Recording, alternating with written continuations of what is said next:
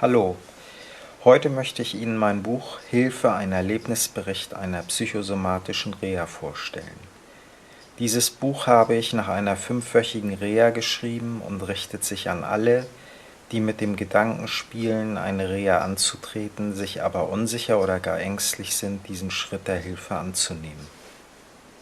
In unserer heutigen Zeit nehmen die Arten der psychosomatischen Krankheiten wie Depressionen und Angstzustände drastisch zu. Sicher gibt es hierfür mehrere Gründe.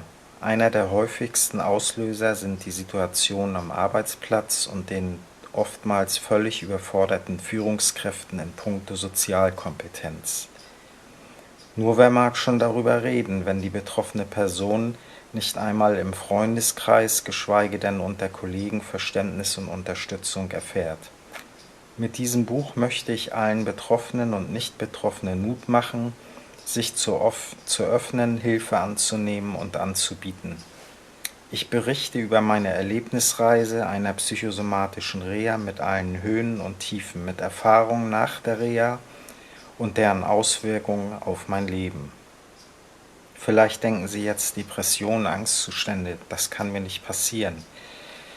Den Gedanken hatte ich auch viele Jahre, bis es mich kalt erwischte. Vielleicht finden Sie sich als Leser in einigen Passagen des Buches wieder und vielleicht macht es Ihnen Mut, Hilfe anzunehmen oder in Ihrem Bekanntenkreis offener über diese Krankheit zu reden.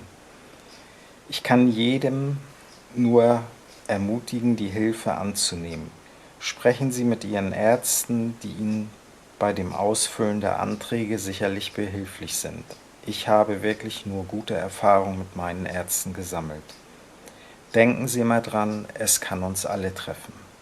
Entschuldigen möchte ich mich noch für die enthaltenen Tipp- und Rechtschreibfehler, die leider trotz mehrfachen Querlesens übersehen worden sind. Das Buch erhalten Sie unter der folgenden ISBN-Nummer 97837928905 Ich wünsche Ihnen viel Spaß beim Lesen und viel Erfolg bei Ihrem ersten Schritt der Lebensveränderung.